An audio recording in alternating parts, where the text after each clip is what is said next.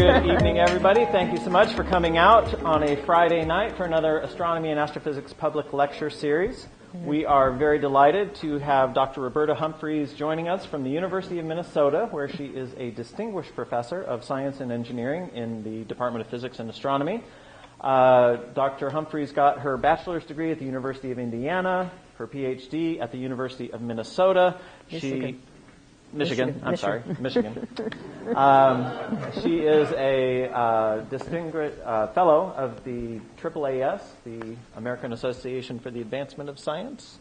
And if you look at her CV, there's a big paragraph of accomplishments, so I'm not going to go through all that because we want to hear what she says. Okay. So, without further ado, Thank you. Humphries. Thank you very much. Can you turn the lights down? Okay. All right. Well, as he said, I come from the University of Minnesota, and you may bear in mind that it's a bit warmer here than it is in Minnesota. I'm not complaining about it, but I thought I put on my first slide, I thought a very representative symbol of the state of Minnesota. If you don't recognize it, that's Minnesota. Okay, you ever been there? Okay, it's far north. And I thought a very excellent representative of our state is, of course, the howling wolf on the cold, winter, snowy nights of Minnesota, howling at the moon. Okay. One of the things I've been teaching introductory astronomy for, let's put it this way, quite bluntly, decades. And one of the things that I notice when I often start talking about astronomy, and particularly to undergraduates who haven't had any science courses, is that one of the things we do in astronomy is we have a lot of big numbers. You know that, right? Big numbers.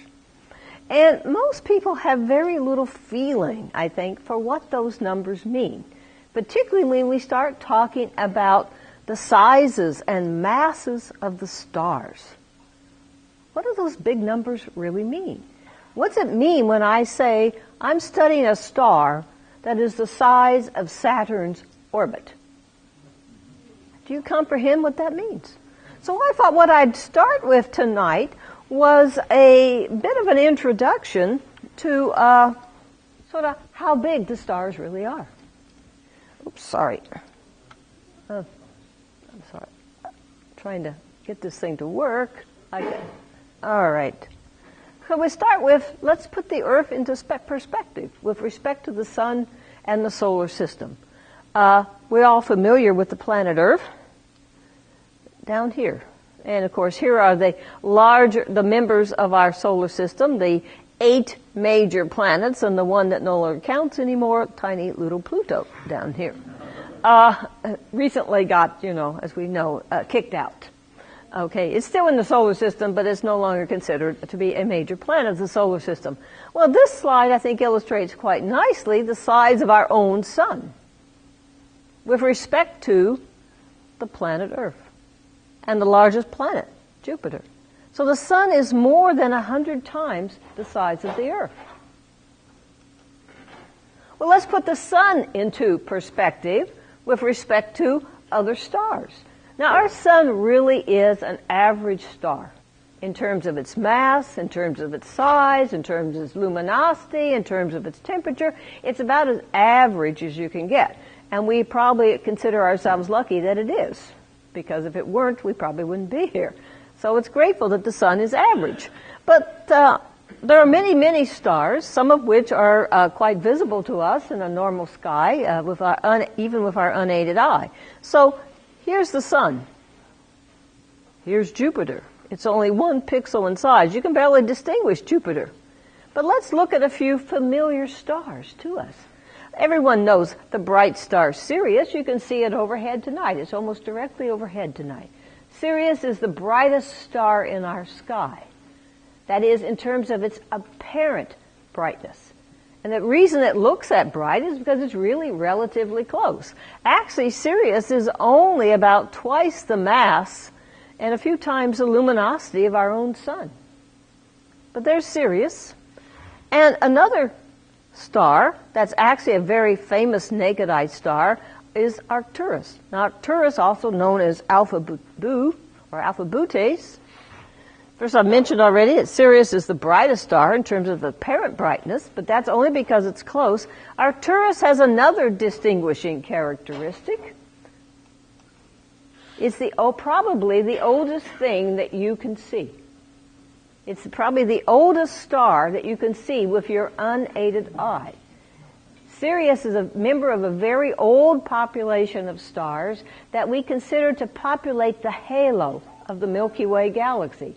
It's probably something like 9 or 10 billion years old, twice the age of our own sun and solar system. So there you can, with your own unaided eye, you don't even need a telescope, you can probably see something twice the age of the sun and the solar system. But Arcturus is what we call a red giant. So compare that, even with the bright star Sirius, which is what we call a normal main sequence star, and compare that with the sun. It's a red giant. Its outer envelope has blown up and inflated many times the size of the star would have been originally when it was like the sun. So just to remind you, in case some of you here are amateur astronomers, you probably are familiar with both of these stars. Tonight you'll very likely be looking at Sirius up on the roof of the building. Bright star Sirius, there it is. And there is Alpha Boo, Arcturus, right here. It's a star that I think it's a sort of a spring constellation, so you may be able to see Arcturus tonight as well. Okay, well let's put Sirius and Arcturus in perspective with the very largest and most luminous stars we know, which we call supergiants. Largest and most luminous stars for their own temperatures. Well, okay, what happened to the sun in this figure? Oh, you can't even see it. It's just 1 pixel in size. Here's Sirius, the brightest star in our sky. Here's Arcturus, which I said was a red giant. But these objects are supergiants, the largest, most luminous stars for their temperatures. Well, I think a very nice comparison. Here are some what we call red supergiants: Betelgeuse, Alpha Orionis, and the red supergiant Antares, which even dwarf the red giant Arcturus. Well, one particularly nice comparison, I think, is between Betelgeuse and Rigel. Rigel and Betelgeuse are in the same constellation. They're in the constellation of Orion, the hunter, which you're going to see very easily right overhead tonight. You're probably familiar already with the constellation of Orion. But one of the things is, first of all, these two stars are not all that different in terms of their distance from us, or in terms of their total or intrinsic luminosities. What's different is Rigel is about 150 times the size of the sun, while Betelgeuse is about 600 times the size of the sun. What's the difference? Well, Rigel is a hot star. It's blue. Betelgeuse is a cool star. It's red. And here you can see both of them in the constellation of Orion. Here's Betelgeuse, Alpha Orionis, and Rigel, Beta Orionis. So here are these two stars, almost about the same luminosity, but very different in terms of their size. The reason is that the luminosity depends both on what we call the surface area of the star, that is, its size, how big an area it's radiating its energy over, plus its temperature. So that although the hotter star is actually radiating more energy per unit area, it's radiating more energy for unit area, but for the same luminosity, it can be smaller. That's what explains Rigel and Betelgeuse. They have about the same luminosity, but one is hot and small, the other is cool and large. So the largest stars we actually know about are the red supergiants. They're big because they are cool. So let's compare then some of these red supergiants with the size of our own solar system. Now I assume most of you may be familiar with the what we call the astronomical unit. That's the distance the Earth from the Sun, 150 million kilometers. Now, I said that Betelgeuse was 600 times the size of our own sun. That means it's about 3 times the size of the Earth's orbit. Well, here we have an illustration of the solar system. So what does that mean? 3 times the size of the Earth's orbit. Well, let's see. Where's the Earth on here? Okay, its Earth's orbit's way down in here. Here's Mars. That's about 1.5 times the size of the Earth's orbit. Now here's Jupiter. It's about 5 times the size of the Earth's orbit. But here's the nice little asteroid belt right in here. That's about 3 times the size of the Earth's orbit. So when I said Betelgeuse was about 3 times the size of the Earth's orbit, it's about the size of the asteroid belt. So this kind of gives you some idea of how big some of these red supergiants can be. Well, how do astronomers determine these numbers? How do we know what the size and the masses of the stars really are? Well, there are a few direct measurements of the masses and sizes of the stars. And one of the ways we can determine the masses is from measuring stars in what we call binary systems or multiple star systems. Another way we can actually determine sizes is again from these binary system observations, but also from a method called interferometry, where we can actually, for the very largest stars, measure the angular size of the star, how big it is in terms of actually its angular size. But to convert that angular size into an actual linear size, you have to know the distance. And more indirect methods of determining the sizes and masses of the stars all depend on knowing the distance. For instance, we can estimate the luminosity of the star, which would depend on its surface area and its temperature. Now, these we can estimate actually from having what we call a spectrum of the star. And we can also estimate the mass, combining this luminosity with some knowledge about physics in something we call the mass-luminosity relation. So we can get estimates of the sizes, the masses of the stars. What I wanted to do tonight, giving you this a little bit of a background about the sizes of the stars and their masses, is tell you a little bit about some recent results from work that I've been doing with the Hubble Space Telescope on some of these most massive and most luminous and biggest stars. And a couple of the stars I'm going to talk about are represented here, a star called VY Canis Majoris and a star also known as Eta Carinae. So let's start with VY Canis Majoris. It's the biggest star I know of. There might be some bigger ones, but this is the one we definitely have a good estimate of its luminosity, its temperature, and its size. First of all, this is a picture of VY Canis Majoris as imaged with the Hubble Space Telescope. Now, this isn't the actual star. This is what we call its circumstellar ejecta. This is a nebula, a very complicated circumstellar nebula that this object has ejected over the period of more than 1,000 years. And so the star itself, this is a blow-up of the central region. The star itself is right here, but you can't see it. It's completely obscured by the material that it's ejected over several hundred years. It has a lot of dust in front of it. So you really don't even resolve the star with the Hubble Space Telescope. And you notice from looking at this picture how complex the circumstellar ejecta is.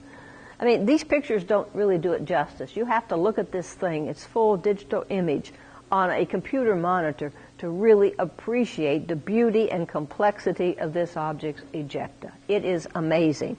I mean, there are several very obvious features, like a very prominent arc here, an arc here, an arc here. But if you look in closely, you'll see that there are many complex structures here, large congregations of several different knots, lots of tiny little filaments and knots just simply all over the place. This star has been pouring this stuff out in different directions for hundreds of years. But let's just look at this object's physical characteristics. How far away is it? About 5,000 light years. How luminous is it? Well, at that distance, it's about 500,000 times the luminosity of the sun. 500,000 times the luminosity of our own sun. We estimate an initial mass for this object, probably around 30 or 40 times the mass of the sun. Temperature, it's cool. It's a red supergiant, 3,500 degrees, and because it's cool, combined with such a high luminosity, it is big. 2,000 times the radius of our sun, or about 10 astronomical units, equal to Saturn's orbit. This is a star, the size of the orbit of the planet Saturn. And one of the things I want to emphasize, as you can see in this image, I said this is 10 arc seconds across, where 1 arc second is 1,500 AU. So this nebula is gigantic. Because it's so large, if you're an amateur astronomer, I should point out, you can actually see this thing in a small telescope. It would look like a small red nebula, about 10 arc seconds across, and its apparent magnitude is about 8.5. So it's not visible to the naked eye, but it's just below the naked eye visibility limit. So as I already emphasized, the complex structure of VY Canis Majoris, several prominent arcs, numerous filaments, and it's one of the strongest sources of maser emission in the sky, a very high mass loss rate of several times 10 to the minus 4 times the mass of the sun per year. So in something like 10,000 years, this star is going to shed some 5 times the mass of the sun. So I just thought I'd mark. Some of the things I'll be talking about is some of these individual features. This is this prominent northwest arc I showed you in the earlier picture. We've given names to some of these features, Arc 1, Arc 2, and there's some complex groups of individual knots that we saw here in this picture. Well, so we originally got a series of images with the Hubble Space Telescope. We followed that up with actually doing some ground-based observations. Actually, we got some spectra, actual slit spectra, using the famous Keck telescope. The 10-meter telescope on Mauna Kea gave us some very high-resolution spectra. And you can see on this image of VY Canis Majoris where we had the slits, various slits on a spectrograph. And one of the things you can do with a spectrum of a star is measure something we call the radial velocity due to the Doppler effect or the Doppler shift in the lines. So we were able to determine these radial velocities from these spectra. So we had the radial velocities. We had a set of images with the Hubble Space Telescope. A few years afterwards, we decided to get second epic images using the Hubble Space Telescope and the Wide Field Camera, the PC2, the Planetary Camera 2. Now, we now have 2 sets of images. Actually, we had a time baseline of something like 6 years, allowing us then to measure the motions of the individual knots. Some astronomers refer to these as proper motions. What they really are is motions across the line of sight. Transverse motions, motions across the line of sight. The shift, basically measuring the shift in the XY positions between the 2 images. And some of these images now here from different wavelengths, different images taken at different wavelengths, mark some of the features we measured. We actually measured 66 positions in the circumstellar ejecta of VY Canis Majoris. 66 separate positions. And I should emphasize that this work actually pushed the limits of the Hubble Space Telescope in terms of spatial resolution. We were measuring positions to better than 2/100th of an arc second. So we were measuring the transverse motion with images from the Hubble Space Telescope. We combined that with this Doppler velocity, the radial velocity, from the spectra we had from the Keck to determine the total motion of these individual features. So we get the total velocity of an individual knot or positions in the different arcs relative to the star. We can determine the direction of motion that the arc is moving, the age or time since it was ejected, and, very important, its orientation with respect to the sky. Remember, everything we're seeing is projected into the plane of the sky, like you're looking at like this. You don't have that 3D information. You don't know where things are along your line of sight. But by getting this transverse motion, we can actually determine the orientation. And that's what produced some very interesting results. It allows us to determine what we call the 3D or three-dimensional morphology of VY Canis Majoris. Now, I'm not going to go through all of these numbers for you, but I just want to sort of summarize what the result is. I'd already mentioned some of these features, the prominent northwest arc, the arc 1, arc 2, the various clumps, individual clumps of separate knots. Well, determining the orientation relative to the plane of the sky was very revealing. Now, a positive orientation means that if this is the plane of the sky, the object is behind us. A negative orientation means if this is the plane of the sky, it's projected in front of us or towards us. So what did this tell us? The northwest arc, this prominent arc we see here, this very nebulous feature, was actually behind the plane of the sky. So it's backwards. And its direction of motion, it was kind of moving in this direction. And we were able to determine when it was ejected, about 500 years ago.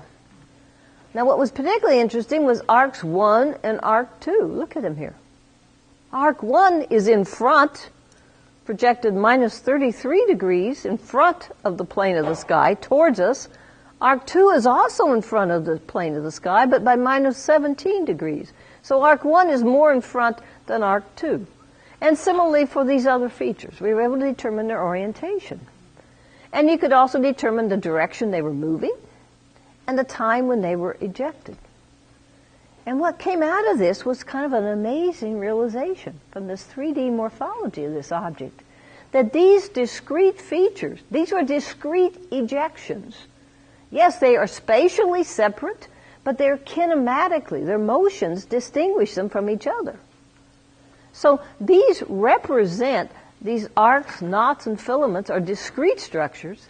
They were ejected at different times and at different angles and different spatial orientations, meaning that they were actually ejected from different regions on the surface of the star. These are localized, discrete ejections. Now so in other words, this complex circumstellar nebula that you see here is not just simply the result of some continuous outflow, spherically symmetric outflow from the star, but is characterized by discrete, separate ejections at different times. So we have to ask ourselves, well, what could cause this? What could be the physical cause of something like that? Well, the clue came from actually other observations, actually from radio astronomy. What this was suggestive of is that these had to be coming from discrete structures or disturbances on the surface of the star, suggesting something like a large-scale convective activity, or what astronomers sometimes call star spots, which imply that the star might have magnetic fields. Well, it turns out it does. Observations from radio astronomy confirm complex magnetic fields out here associated with these ejecta.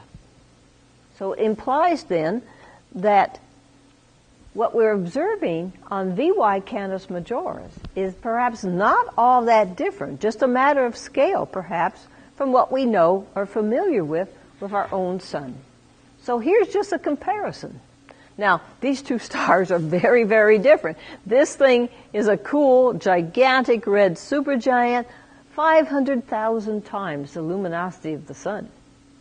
But we know the sun has something we call the solar wind, which has a total mass loss rate of something like 1 billion kilograms every second.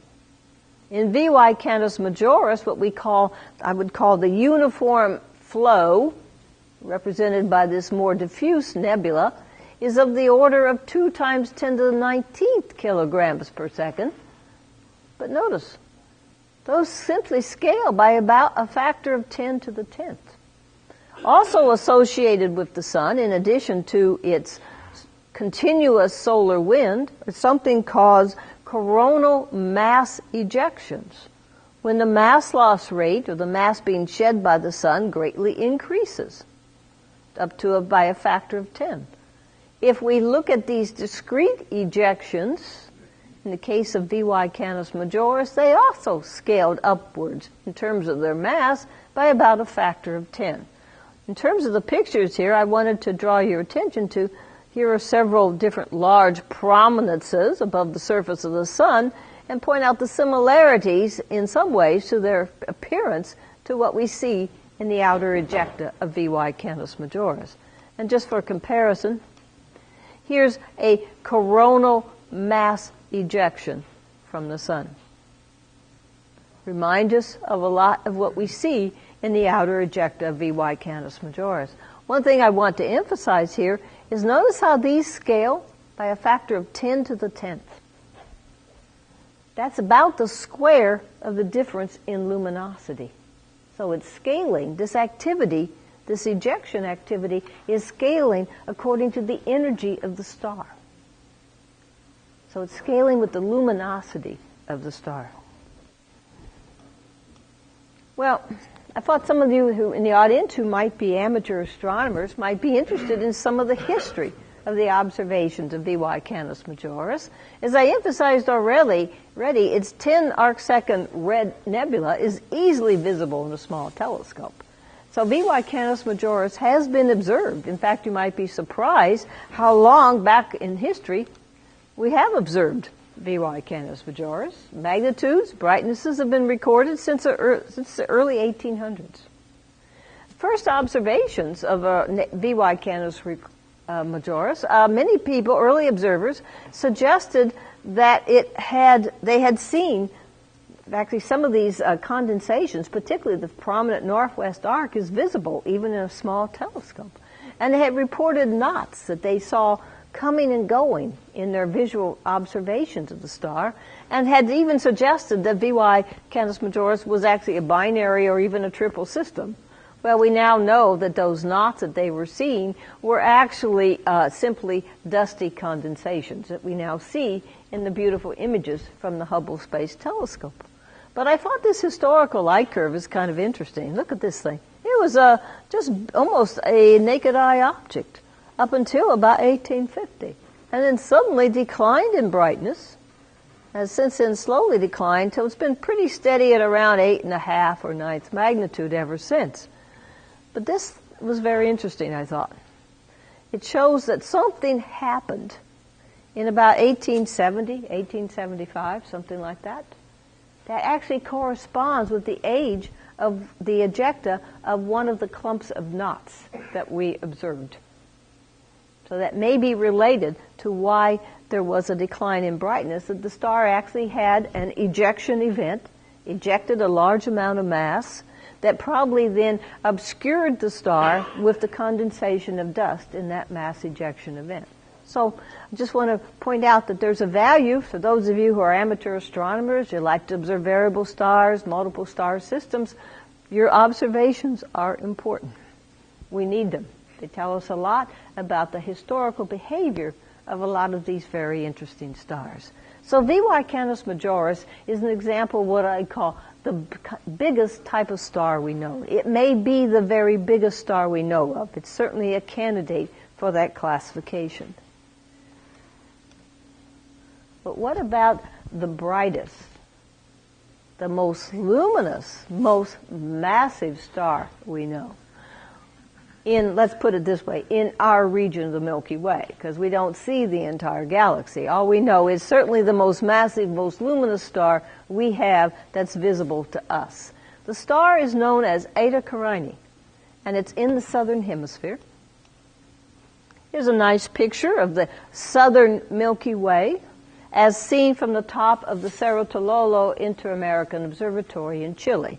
The reason I'm showing you the southern Milky Way and the Magellanic Clouds is because Eta Carinae, I'm sorry to say, is not visible from the northern hemisphere. I think it would be barely visible just above the horizon, perhaps from the tip of southern Florida. It's at minus 59 degrees. Okay? So barely, I mean, some people at Mauna Kea think they have seen it from the top of Mauna Kea in Hawaii, and they think they've seen it in the infrared. The reason is it's a powerful source of infrared emission. And so every once in a while they see this very bright infrared source right on the horizon in the southern sky, and they say, oh, that must be Eta Car. No, probably is. So where is Eta Car? Well, okay, here's the southern Milky Way. Here's a part of the southern Milky Way. Those of you familiar with the sky may have heard of the Southern Cross. Here's the Southern Cross. Here's the coal sack. Here's Alpha and Beta Centauri. Alpha Centauri is the closest star to us. But here's the great nebula in Carina. Here's Carina Nebula. And this object right in here is Eta Carinae. So, just a few particulars about Eta Car. It's about 7,000 light years away. Now, compare this to VY Canis Majoris. This object is 5 million times the luminosity of the sun. Eta Car was 500,000 times the luminosity of the sun. This thing is 10 times the luminosity of the sun. I said VY Canis Majoris, we think, started out as maybe a 30 or 40 solar mass star. Eta Car, probably 150 to maybe 200 times the mass of the sun to begin with. It's a hot star, maybe 25,000 degrees. This is a case where we don't see the central star. It's completely obscured. But because it's hot, even though it's much more luminous than VY Canis Majoris, because it's hot, it's smaller. So here's this example then of the relationship between the size and temperature of the star with the luminosity. Very luminous, but hot. So it's smaller, it's more compact. The example of VY Canis Majoris, a very luminous star, but cool, and so it's big. So what does what does Eta Car look like as imaged with the Hubble Space Telescope? That's Eta Carinae. Eta Car, the star, the central star, is right in here somewhere, about right there. Again, optically obscured. Obscured by dust and gas that this object ejected itself. And we'll talk about what caused this beautiful, perfect bipolar nebula. But Eta Car and the Homunculus Nebula. Sometimes when people talk about Eta Car, they talk about the homunculus. What do they mean by the Homunculus Nebula? Anybody know Latin in here? What's a homunculus? Yeah. It means little man. Little man, that's right. I don't see a little man in there, do you? Unless you look at an image of Eta Car as it appeared in ground-based telescopes more than 40 years ago. And here is the homunculus. Well, first of all, to get your orientation, here are these two bright blue stars are right here. And here's our little man. There's his head.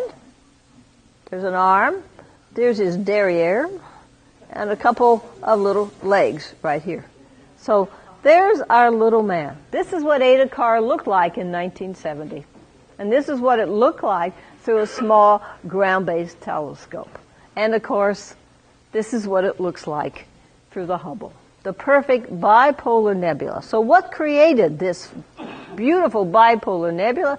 This complex outer ejecta. And look at these jets and equatorial ejecta plus the two bipolar lobes. It's a beautiful example of a perfect explosion. An explosion.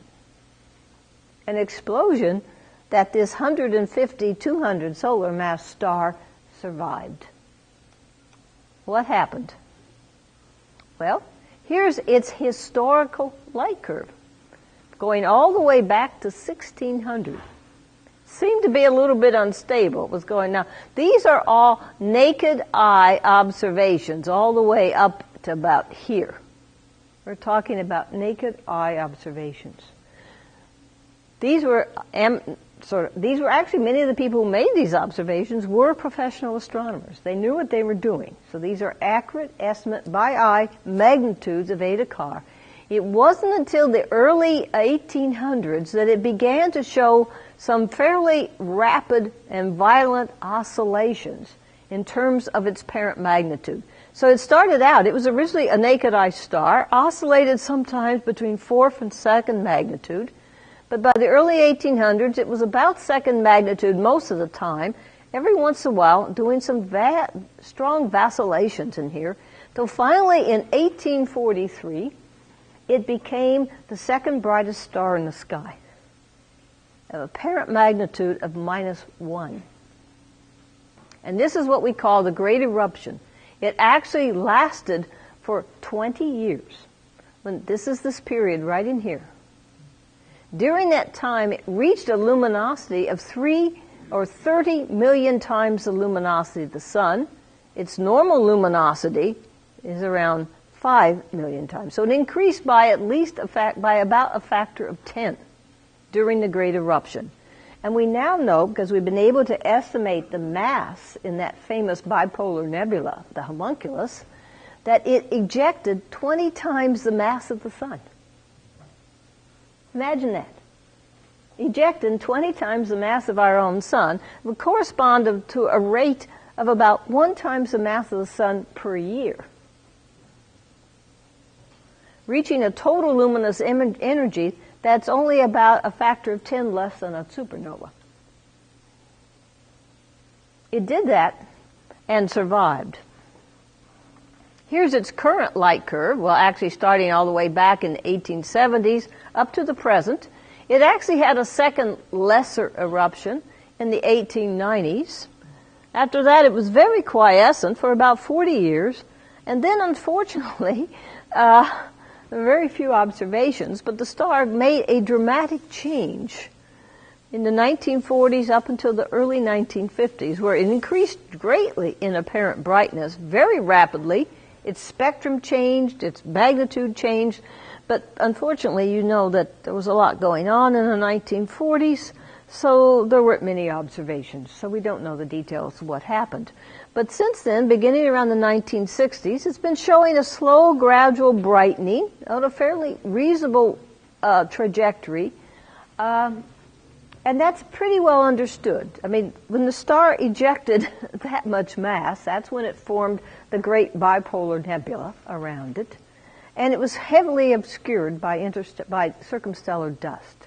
Now, that dust is slowly expanding and thinning along the line of sight to the star, which actually accounts for this brightening trend that we saw going on for easily, nice and smoothly for about 30 years. Well, currently, it's about 500 million times the luminosity of the sun, and it's still losing mass at a high rate. Not that high, but it's still, this is the highest known mass loss rate for what we would call a normal star.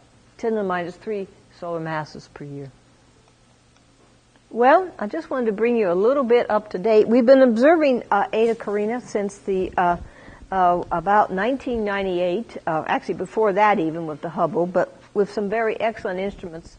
Been observing it constantly since about 1998 with the Hubble Space Telescope. And one of the things that we discovered, quite unexpectedly, and this was discovered with the Hubble Space Telescope, not ground-based observations, that between about 1998 and 99, the star increased by about a magnitude.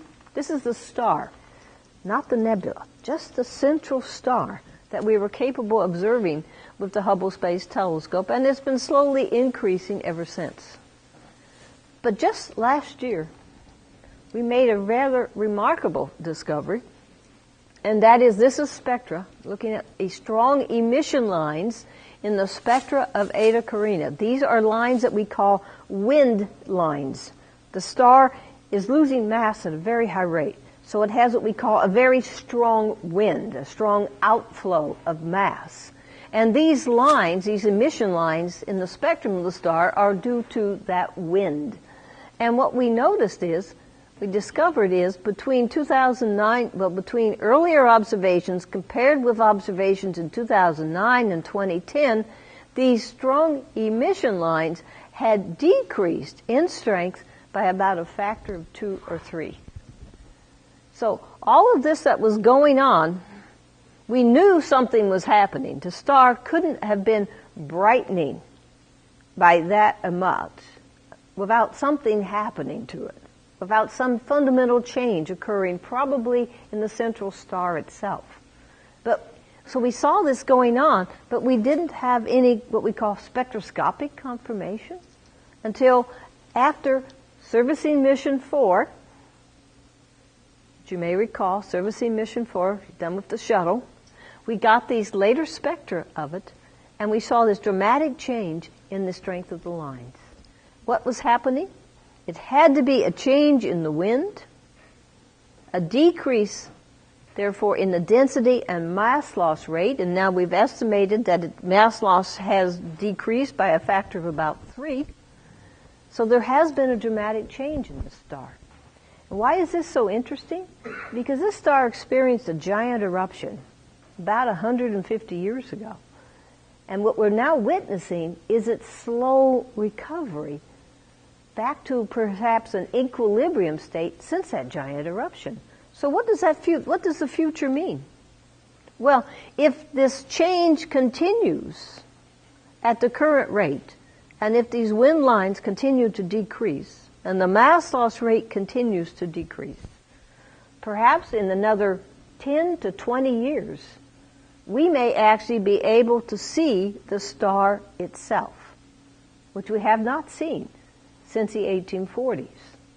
In other words, maybe in another 10 or 20 years, we will see Eta Carina the same way Sir Edmund Halley saw it in 1600. Well, Eta Carina may look sort of like some kind of extreme star, some extreme event. But lately, in the last several years, the various and numerous surveys that are being done now for supernovae have picked up a number of objects that aren't true supernovae.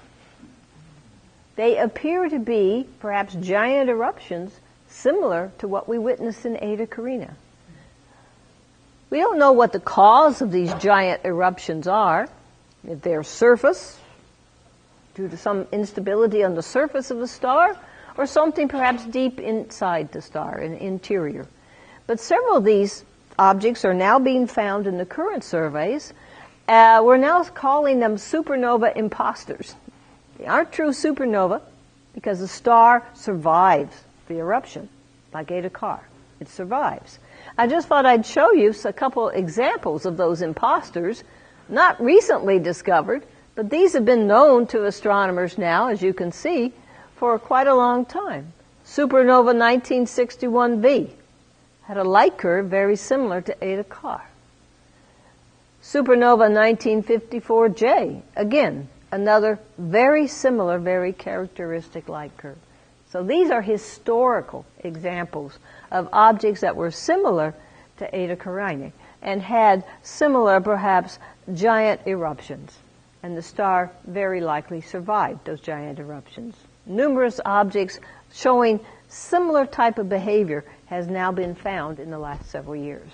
So Eta Carina, while perhaps a unique object in our own galaxy, perhaps unique because it's the most luminous, most massive star we know of, may not be all that peculiar. It may actually be representative of a whole class of new types of astronomical objects, representing not only the most luminous, most massive stars. So tonight I've given you an example of the biggest star we know of and the most luminous, most massive star we know. Okay?